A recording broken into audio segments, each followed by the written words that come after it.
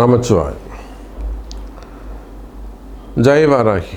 உலகம் முழுவதும் வாழக்கூடிய அன்பு பக்தர்களே அனைவருக்கும் தமிழ் புத்தாண்டு நல்வாழ்த்துக்கள். பராபவ வருடம்.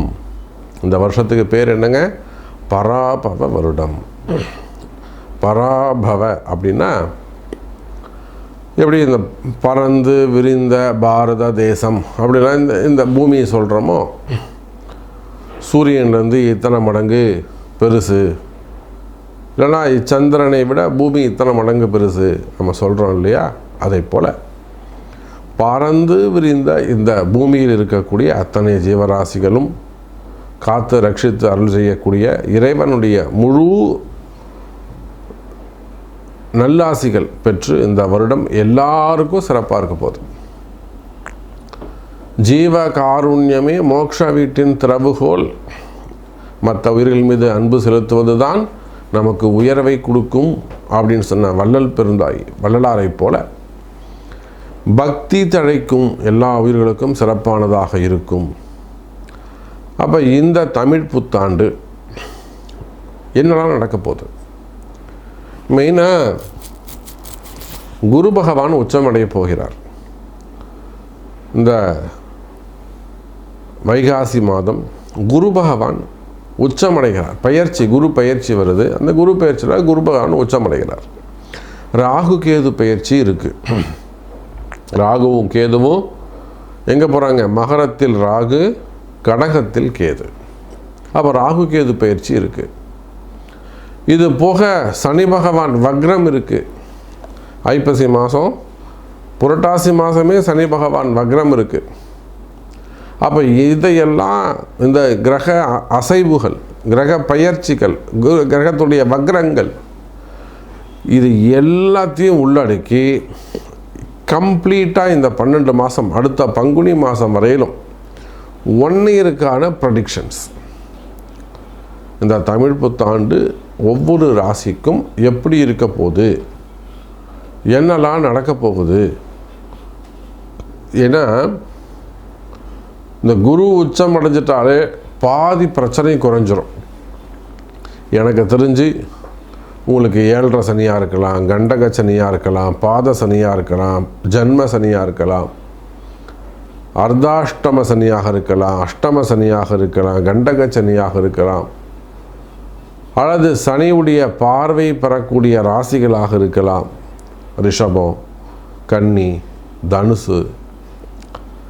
அப்போது அல்ல அசுப கிரகங்கள் சிம்மம், அல்லது ராகு அமரக்கூடிய மகரம், கேது அமரக்கூடிய கடகம். அப்போ நீங்கள் எந்த ராசியாக இருக்கலாம், எந்த லக்னமாக வேண்டுமானாலும் நீங்கள் இருக்கலாம். கவலை வேண்டாம் என் அன்பு பக்தர்களே. இந்த கிரக அசைவுகள் இது கோச்சாரம்னு சொல்லுவோம், டிரான்சிட் அப்படின்னு சொல்லுவோம். சுற்றிக்கிட்டே இருக்குது. எல்லாரும் வளிமண்டலம், சூரிய மண்டலத்தை சுற்றிக்கிட்டே இருக்காங்க. அப்பப்போ அங்கங்கே ஜாயிண்டிங் வரும்போது, அந்த நெட்வொர்க் கதிர்வீச்சு படும்போது பூமியில் அசைவுகள் மாறுது. இதுதான் கர்மா அப்படின்னு சொல்கிறோம். இதை வச்சு தான் ப்ரெடிக்ஷனே நம்ம சொல்கிறோம். அப்போ எந்த கிரகம் எப்படி இருந்தாலும் கவலை வேண்டாம். 12 ராசி அன்பர்களுக்கும் இந்த வருஷ பிறப்பு சூப்பராக இருக்குது. மீனத்தில் இருக்கக்கூடிய சனி பகவான், அதே போல் கடகத்தில் இருக்கக்கூடிய குரு பகவான். எழுதி வச்சுக்கோங்க, இது வரலும் யாருமே ப்ரெடிக்ட் பண்ணலை. இந்த இஸ்ரேல் போர் கூட ஜூன் மாதம் முடிவுக்கு வந்துடும். நான் ஃபஸ்ட்டு டைமாக நான் சொல்கிறேன். இன்றைக்கி மார்ச் மாதம் 14ஆம் தேதி. ஜூன் மாதம் இந்த ஈரான் போர் முடிவுக்கு வந்துவிடும். ஒரு அமைதி வருவதற்கான வாய்ப்புகள் உண்டு. அப்படி இல்லைன்னா வல்லரசு நாடாக இருக்கக்கூடிய அமெரிக்காவுக்கு ஒரு பாடமாக அது இருக்கும்ல, அவங்களுக்கு ஒரு பாதிப்பு அது ஏற்படுத்தும்.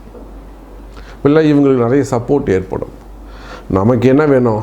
நிம்மதி வேணும். போர் பதற்றங்கள் தணிந்து எல்லா உயிர்களும், அதுவும் அங்கே இருக்கக்கூடியவங்களும் மக்கள் தான், அல்ல அவங்களும் நிம்மதியாக வாழக்கூடிய அற்புதமான வருஷமாக இந்த வருஷம் அமையப்போகுது. ஸோ உங்கள் ஒவ்வொருவருக்கும் எப்படி இருக்குன்னு பார்க்கலாம் வாருங்கள். ரிஷபராசி. ரிஷபராசிக்கு இந்த தமிழ் வருஷம் சார் உங்கள் ரிஷபராசிக்கு என்ன தெரியுமா சார் பிரச்சனை? எல்லோரும் நினச்சிக்கிட்டு இருக்கீங்க ரிஷபராசி சூப்பராக இருக்குது, ஜம்முன்னு இருக்குது அப்படின்னு நினச்சிக்கிட்டு இருக்கீங்க. எனக்கு தெரிஞ்சு எத்தனையோ பில்டர்ஸ் அல்லது கண்ணுக்கு தெரிஞ்சு ஒரு நல்ல குடும்பம், ஒரு கட்டுக்கோப்பான ஒரு டிசிப்ளினான ஒரு ஃபேமிலி, அப்பா என்ன சொல்கிறாரோ அதுதான், இல்லைன்னா அண்ணன் என்ன சொல்கிறாங்களோ அதுதான், பெரியவங்க என்ன சொல்கிறாங்களோ அது, அந்த மாதிரி டிசிப்ளினாக எல்லாருடைய சம்பாத்தியமும் ஒரே இடமா இருக்கும், ஒரே செலவாக இருக்கும், ஒரே அடுப்பாக இருக்கும். இன்றைக்கும் அந்த மாதிரி ஃபேமிலிஸ்லாம் இருக்காங்க. பெரிய பிஸ்னஸ் பண்ணுவாங்க, மல்டி லெவல் பிஸ்னஸ் பண்ணுவாங்க. சாதாரண வருமானம் இல்லை, பெரிய அளவு வருமானம், பல 100 கோடி ரூபாய் வருமானம் வரக்கூடிய இடங்களை கூட டிசிப்ளினாக ஒரே குடும்பன்றவங்க இன்றைக்கும் இருக்காங்க. நடுவில் அவங்களுக்குள்ள ஒரு சின்ன டிஸ்ட்ரிபியூஷன் வந்து மன கருத்து வேறுபாடுகள் வந்து இப்போ திரும்பவும் அவங்க ஒன்று சேர்ந்துக்கிட்டு இருக்காங்க. இதுதான் ரிஷபராசி. அதே போல் ரிஷபராசிக்கு சில இடங்களில் சில வீடுகளில் அதாவது தேவையில்லாத கஷ்டங்கள், துர்மரணங்கள், எப்படி நடந்தது எதுக்கு நடந்ததுன்னு யோசிக்கவே முடியாது. துர்மரணங்கள், ஒரு துஷ்டிகள், இதெல்லாம் ஏன் நடந்தது, இதுக்கு என்ன காரணம் அப்படின்னு இதுவரையிலும் ரிசல்ட் தெரியாது, யூகிக்கவே முடியாது. இந்த மாதிரியெல்லாம் சில மாதிரியான கஷ்டங்கள் ஏற்பட்டிருக்கும். இன்னொரு பக்கம் பார்த்தீங்கன்னாக்கா மிகப்பெரிய ஃபண்டு போய் லாக் ஆகிருக்கும். இவங்க எந்த கெட்ட பழக்கமும் இருக்காது, தூய்மையானவங்களாக இருப்பாங்க, பக்தி அதிகமாக இருக்கும். மிருகசீரிஷம் பக்தி அதிகமானதாக இருக்கும். ஃபண்டு போய் லாக் ஆகிட்டு இருக்கும். பிஸ்னஸ் ஸ்லோவாக போகும். இதில் எடுத்தவங்க என்றைக்கு அந்த கடனை அடைக்கிறது, கடன் அதிகரிச்சிருக்கும். புரியுதுங்களா? அப்போது மிருகசீரிஷமாக இருந்தால் கடன் சுமைகள், கடன் பிரச்சனைகள் அதிகரித்திருக்கும். ரோகிணியாக இருந்தால் ஃபேமிலி சப்ஜெக்ட் நான் சொன்ன மாதிரி. கிருத்திகையாக இருக்குமே ஆனால் கிருத்திகைக்கு ஓரளவுக்கு சிறப்பாக இருக்கும், சூரியனுடைய நட்சத்திரம். அவங்க கொஞ்சம் இதில் எல்லாமே அவங்களுக்கும் இருக்கும், பட் பேலன்ஸ் பண்ணி கொண்டு போவாங்க. ஜாபு, பிஸ்னஸ்ஸு, ஃபேமிலி, ஹெல்த்து, இதை கிருத்திகை மட்டும் பேலன்ஸ் பண்ணி கொண்டு போயிடுவாங்க.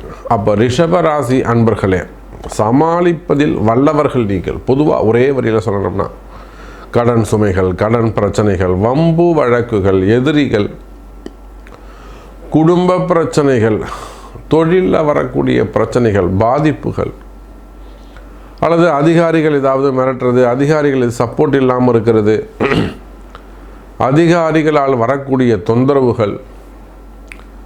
இதே போல் இந்த ரிஷபராசி அன்பர்களுக்கு தொழில் செய்யக்கூடிய இடம், வீடு சரியில்லாமல் இருக்குது. ஒரு பாம்பு புகுந்த வீடு போல் இருக்குது அங்கே வீடு. கண்டிப்பாக அந்த வீட்டுக்கு இதேன்னு ஒரு பரிகாரம் செய்யணும். வீடோ ஆஃபீஸோ கண்டிப்பாக ஒரு பரிகாரம் பண்ணுங்கள். ஒரு வாராகி பூஜை பண்ணுங்கள், ஒரு வாராகி ஹோமம் பண்ணுங்கள். என்ன செய்யணும்னு தெரிஞ்சுக்கோங்க. அப்போ ரிஷபராசி அன்பர்களுக்கு பரிகாரம் தேவை. கண்டிப்பாக அவங்க பரிகார ராசியாக அமைகிறார்கள். ஏன்னா சனியுடைய தொடர்பு, ராகுவுடைய தொடர்பும் ஏற்பட போது. சனியும் ராகுவும் சேர்ந்து ரிஷபராசியை பார்க்கிறார்கள். தேவையில்லாமல் எந்த வம்பு வழக்குக்கும் நம்ம போகக்கூடாது, கோர்ட்டு கேஸு. ஆனால் உங்களை அதை தேடி சூழ்நிலை போய் அமைஞ்சு போயிடும்.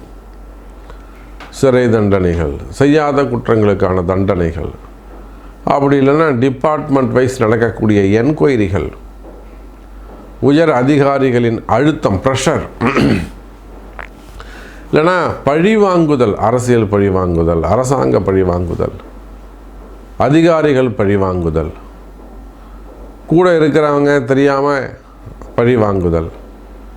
அப்போ இந்த மாதிரி எதிரிகளுடைய தொந்தரவுகள் இதையெல்லாம் இருக்குமே. ஆனால் ரிஷப ராசி அன்பர்களே கவனம் தேவை. மெயினாக ரிஷபராசிக்கு தொழில் அமைப்பில் ரொம்ப எச்சரிக்கை, கவனமாக இருக்கணும். பிஸ்னஸ் எப்படி பண்ணணும், முடிஞ்சால் பிஸ்னஸ் சென்டரில் ஒரு பூஜை பண்ணிக்கிறது, என்ன செய்யணும், எப்படி செய்யணும், என்னைக்கு செய்யணுங்கிறது உங்கள் ஜாதகம் தான் பேசும். அப்போ இதெல்லாம் கால்குலேட் பண்ணி ரிஷப ராசி என்பர்களே, இந்த தமிழ் புத்தாண்டு இதையெல்லாம் தாண்டி ஒரு சில நன்மைகளும் உங்களுக்கு உண்டு. ராகு கேது பயிற்சி எப்போ நடக்க போகுதுங்க? 10வது மாதம் தான் நடக்க போகுது. புரட்டாசி மாதம் தான் நடக்க போகுது. இப்போதைக்கு ஒன்றும் இல்லை, 6 மாதம் இருக்குது. இன்னும் சித்திரை இப்போ தானே பிறக்க போகுது. சித்திரை, வைகாசி, ஆனி, ஆடி, ஆவணி, புரட்டாசி 6 மாதம் இருக்குது.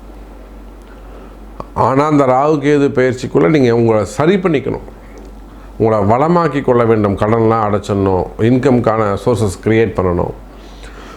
ஃபண்டு ஏதாவது லாக் ஆகிருக்கு, பணம் காசு போய் மாட்டிக்கிச்சு, கொடுக்க வேண்டிய பணம் காசு அதிகமாக இருக்குது, இன்ட்ரெஸ்ட்டு கட்ட முடியல, கடன் கட்ட முடியல, வருமானம் நின்று போச்சு.